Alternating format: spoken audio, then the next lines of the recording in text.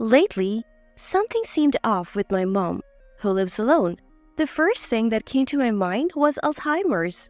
I suggested to my husband and mother-in-law that my mom move in with us, but they didn't agree.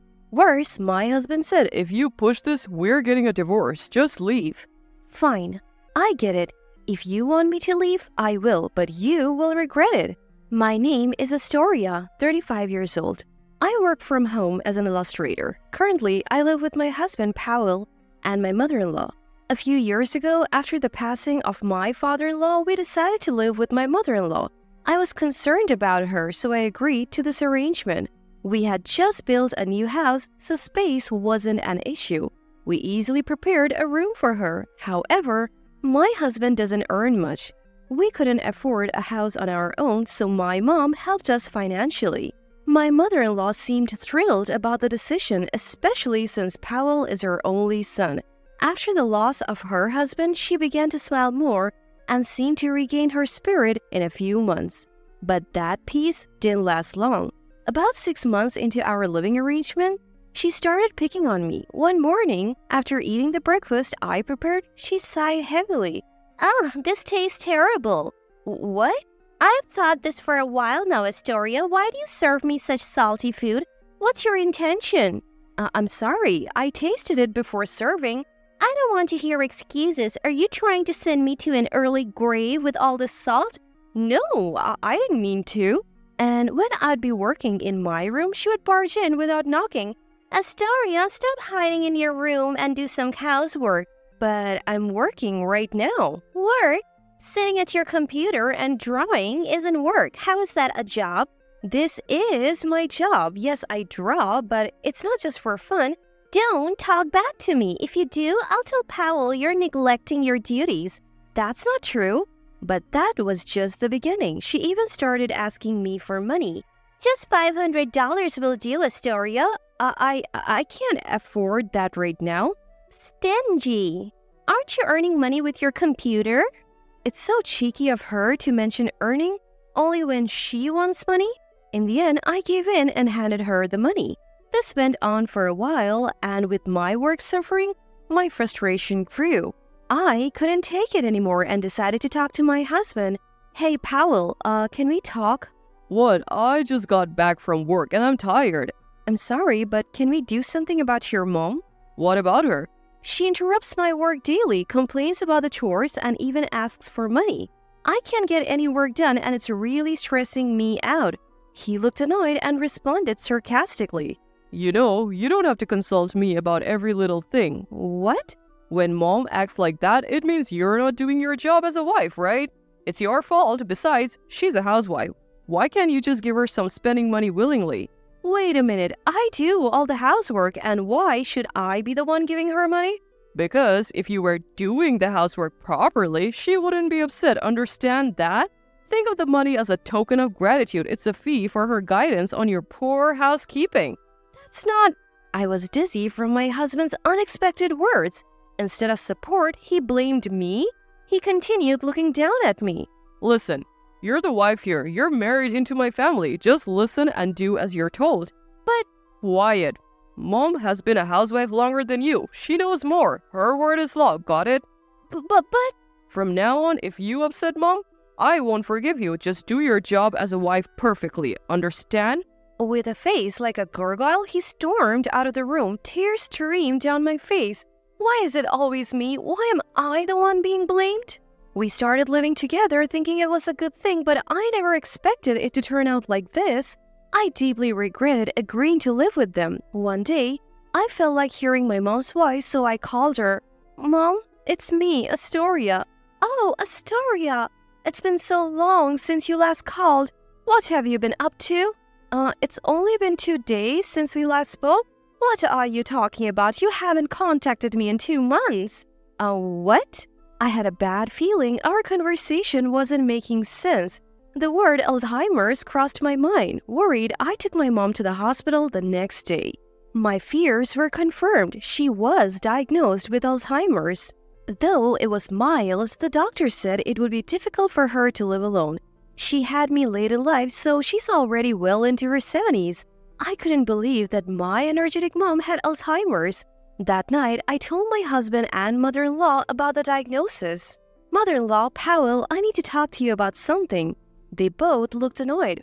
What is it? It's probably nothing important. Is it even relevant to us? It's about my mom. Today, she was diagnosed with Alzheimer's. What? Alzheimer's?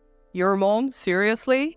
Yes, so about what we should do. Before I could finish, they burst into laughter. Poor thing, having Alzheimer's. I don't want to be involved with sick people. Right, how weak must her brain be to get Alzheimer's at her age? Wait, why are you saying such things? Ignoring my confusion, they continued laughing. People who get Alzheimer's are those who don't think much in their daily lives. Yeah, just like you, not thinking much. That's why you'll get Alzheimer's. Stop it. How can you say such cruel things? Why not? It's the truth, right? Yeah, Mom, we're just telling the truth.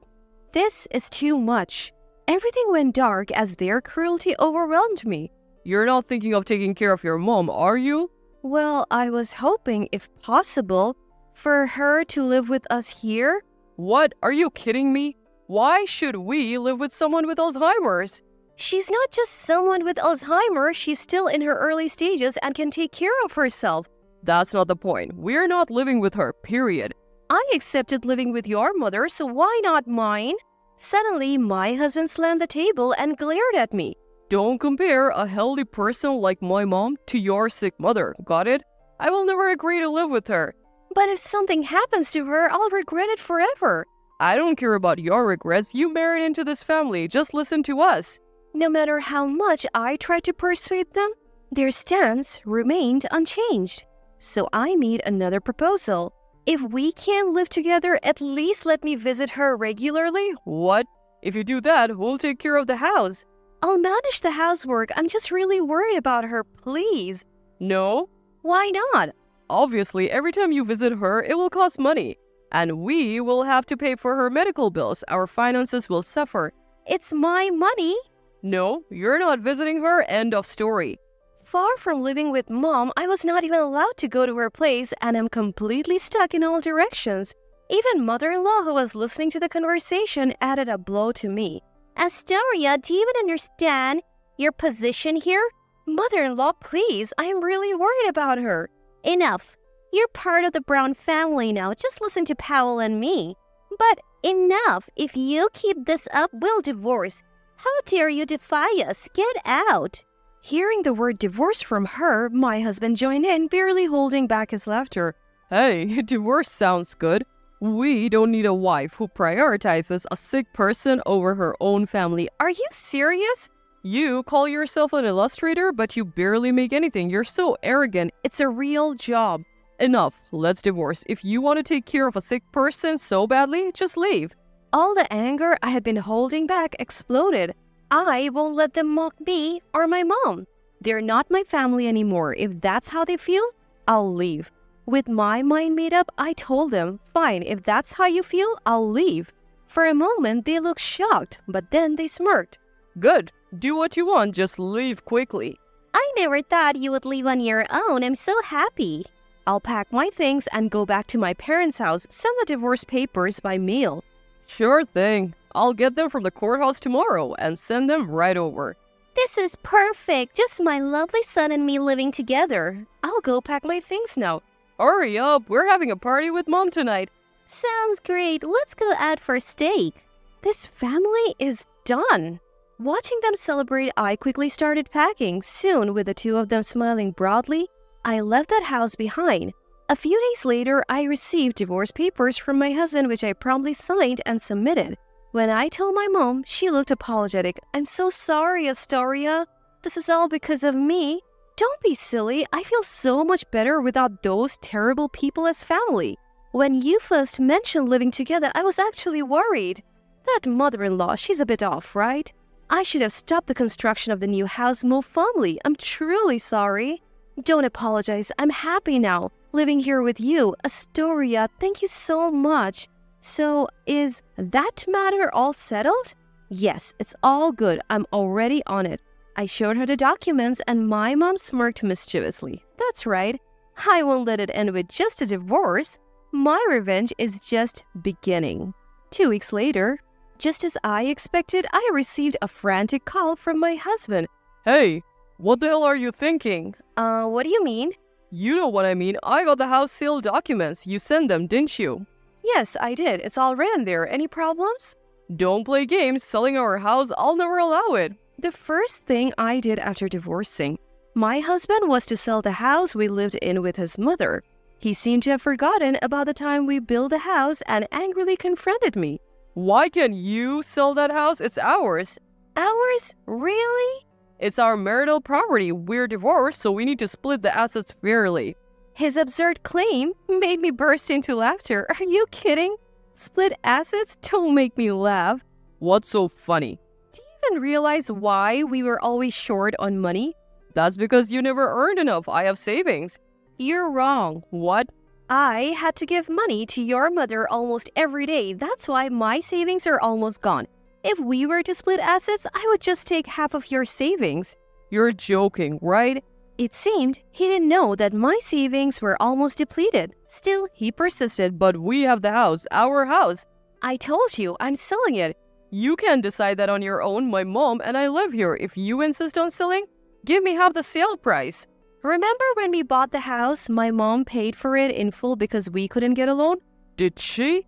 Yes, at that time I wasn't earning much and you had just changed jobs with a low salary.